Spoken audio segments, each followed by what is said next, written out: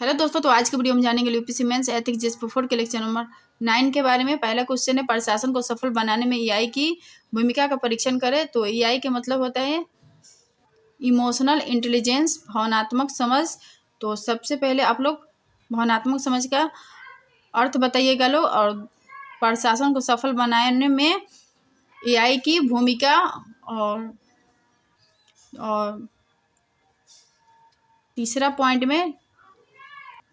Point है लेकिन, तो इसमें आप लोग कुछ पॉइंट लिख सकते हैं लोग। और लास्ट में निष्कर्ष।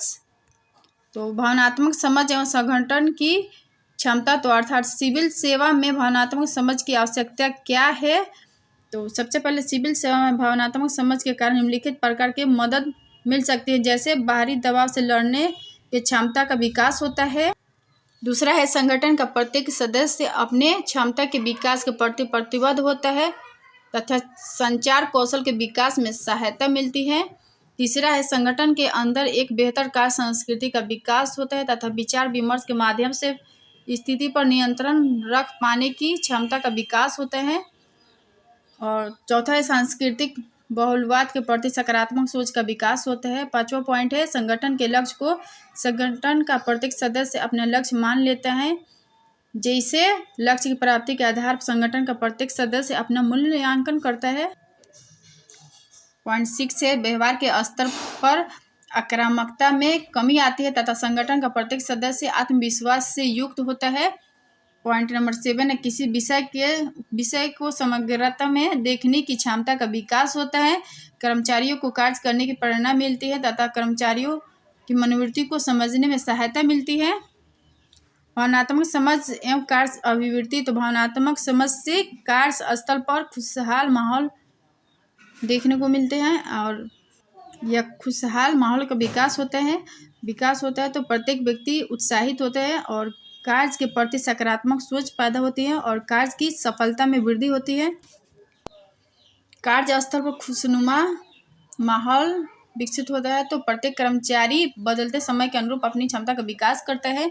और भावनात्मक समझ से संगठन का सदस्य अपने निजी जीवन एवं सार्वजनिक जीवन में अंतर करने में सक्षम होगा। और भावनात्मक समझ से भावनात्मक समझ एवं मनोवृत्ति में जुड़ाव है, और अच्छे मनोवृत्ति वाले लोगों की भावनाओं का प्रबंधन करना आसान होता है। वस्तुतः भावनात्मक समझ एवं सकारात्मक अभिवृत्ति में एक संबंध है, जैसे एक व्यक्ति को भावनात्मक समझ से युक्त है, वह कार्यों के प्रति सकारात्मक दृष्टिकोण रखता है और उसे अपने कार्य से संतुष्टि मिलती है। और पॉइंट नंबर 2 है, भावनात्मक समझ वाले व्यक्ति आशावादी होते हैं, अपने कार्य के प्रति ईमानदार होते हैं, संगठन के प्रति सकारात्मक सोच रखते हैं, अंततः संगठन के प्रति प्रतिबद्ध रहते हैं। और पॉइंट नंबर 3 है, भावनात्मक समझ वाले व्यक्ति निजी और सार्वजनिक जीवन में अंतर करने में सक्षम होते हैं, अर्थात व्यावसायिक मामलों में परिवार का हस्तक्षेप नहीं होता है।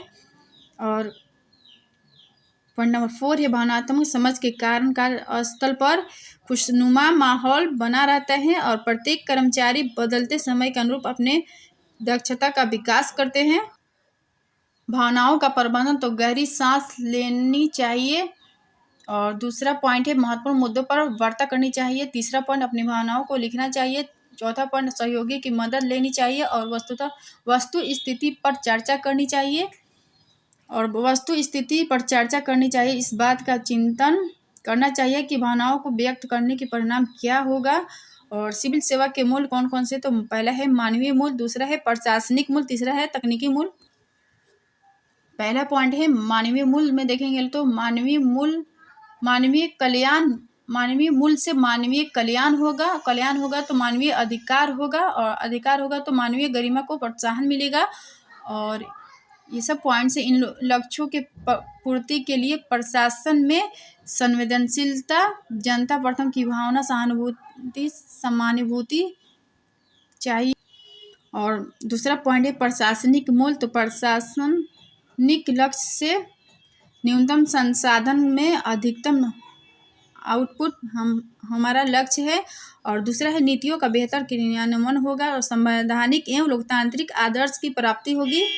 सिविल सेवा के मूल। तो सिविल सेवा के आधारभूत मूल वह है जो लक्ष्य की प्राप्ति में सहायक होते हैं। सिविल सेवा की सफलता एवं प्रशासन के प्रति आम जनता में विश्वास तभी संभव है जब सिविल सेवक मूल्यों के प्रति समर्पित हो। नागरिकों के प्रति सेवा भाव, व्यवस्था, विकास, लोकतांत्रिक मूल्य एवं सामाजिक न्याय के आधार पर सिविल सेवा के मूल्यों का निर्धारण होता है। भारतीय संविधान की प्रस्तावना में उल्लिखित आदर्श सिविल सेवा के मूल्य के प्रति के प्राथमिक स्रोत होते हैं।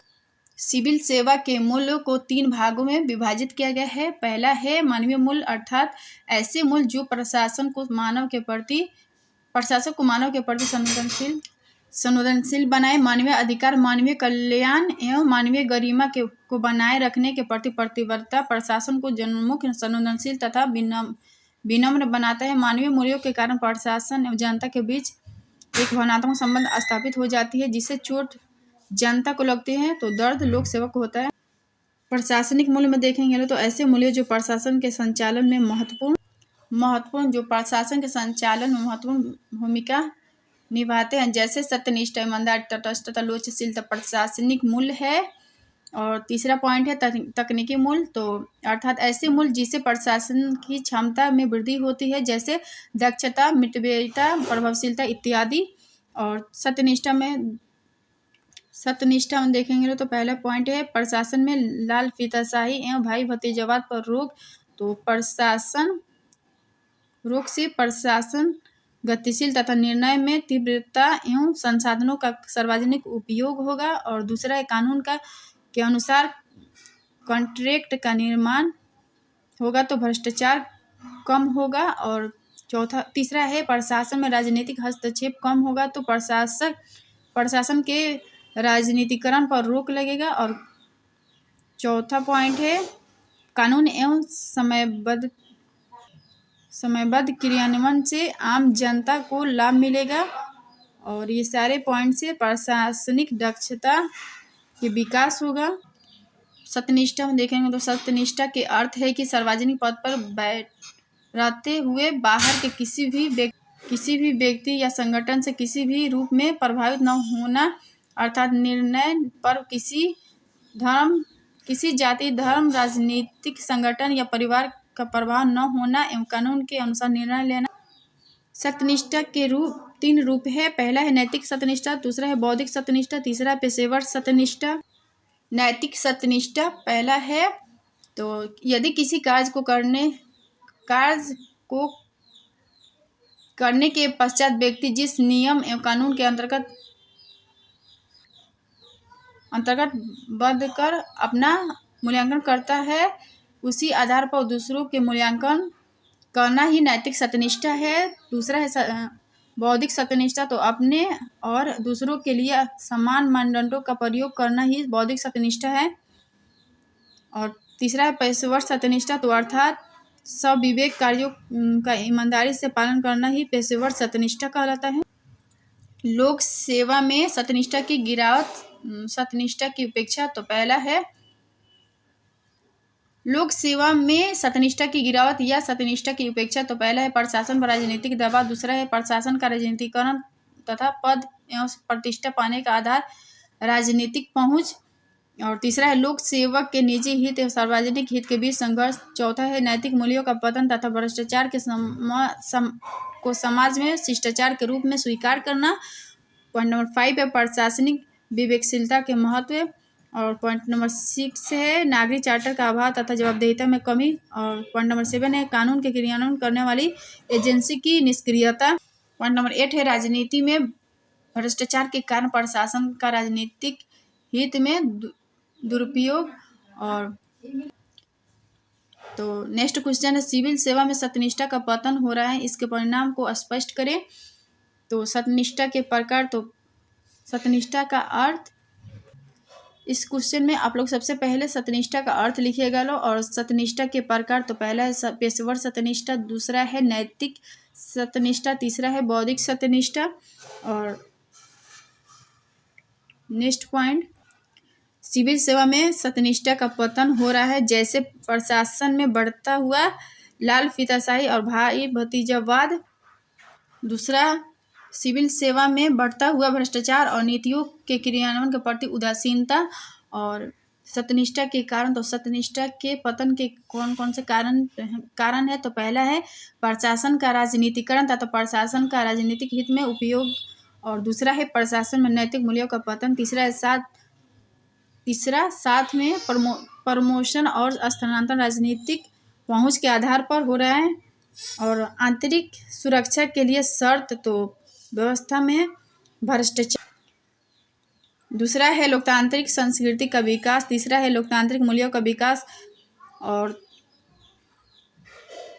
चौथा है सामाजिक न्याय, और पांचवा है नीतियों का बेहतर क्रियान्वयन, छठा है जनता में असंतोष का अभाव।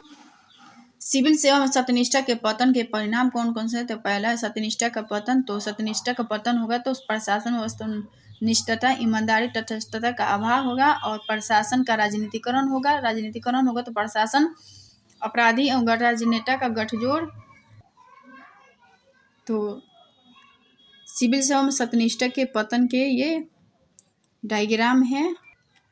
सत्यनिष्ठा का पतन, तो पहला है भ्रष्टाचार, तो भ्रष्टाचार से संसाधनों का दुरुपयोग होगा, और दुरुपयोग होगा तो संसाधनों का केंद्रीकरण होगा और आर्थिक विषमता में वृद्धि होगी।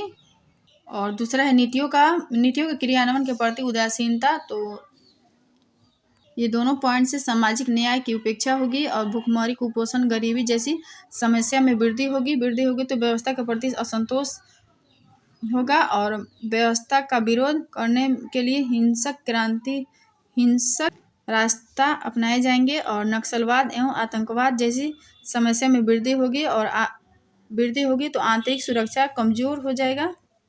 सत्यनिष्ठा का पतन, तो लोकतांत्रिक और संवैधानिक समस्या का दुरुपयोग होगा, और इसे दो भागों में बांट कर देखें लोग। जांच करने वाली एजेंसी का दुरुपयोग होगा, तो जांच करने वाली एजेंसी के प्रति विश्वास का संकट पैदा होगा, और दूसरा है चुनाव आयोग का दुरुपयोग होगा, तो चुनावी परिणाम के प्रति अविश्वास एवं विरोध होगा, तो गृह युद्ध की आशंका, तो ये सबसे अव्यवस्था पैदा होगी।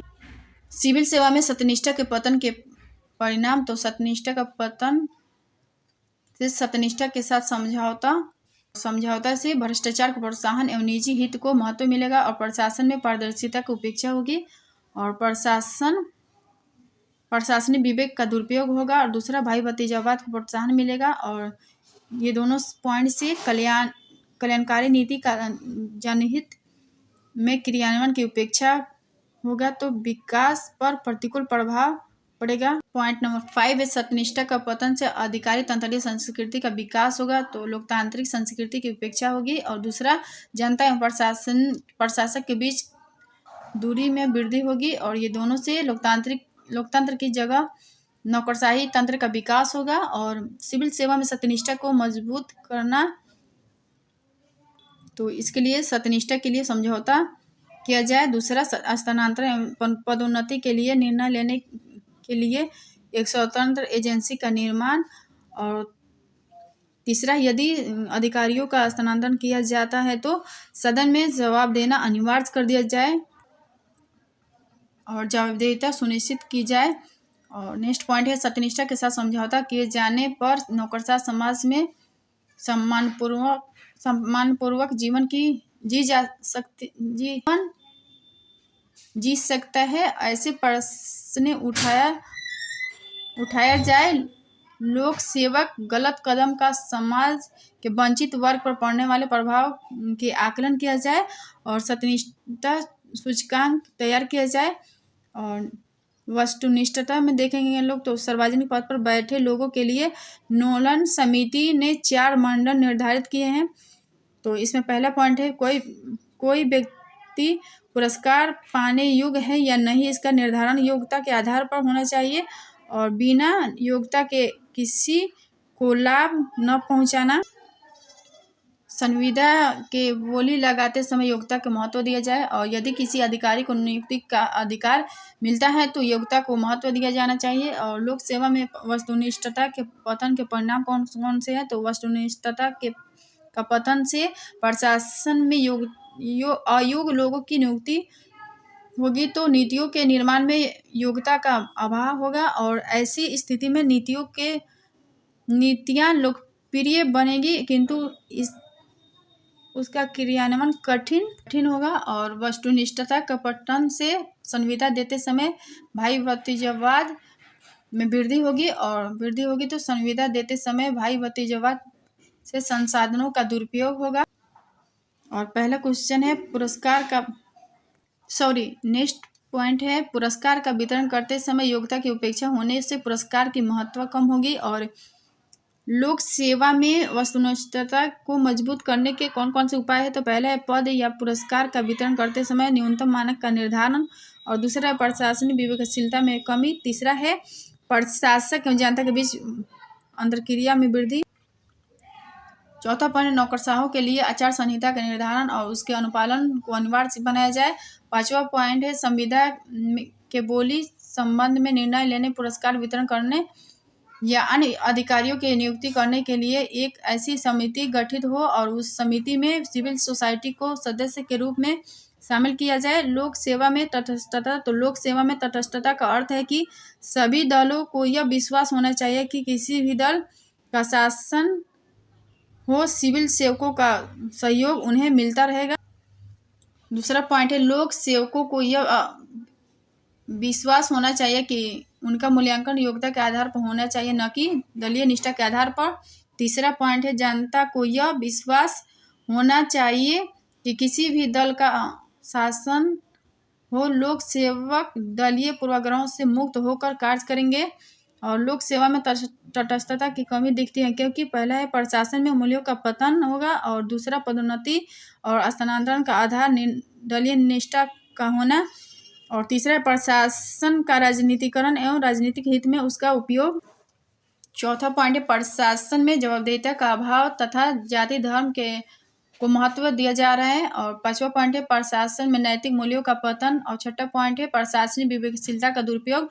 और लोक सेवा में तटस्थता को मजबूत करने का उपाय, तो पहला है एक स्वतंत्र एजेंसी का गठन जो हस्तांतरण के संबंध में उचित निर्णय ले, और दूसरा पॉइंट नियुक्ति एवं स्थानांतरण के उचित कारण को सदन में बताना अनिवार्य किया जाए, और तीसरा है प्रशासकों का सोशल ऑडिट हो तथा प्रशासन एवं राजनेताओं के बीच उचित संवाद हो।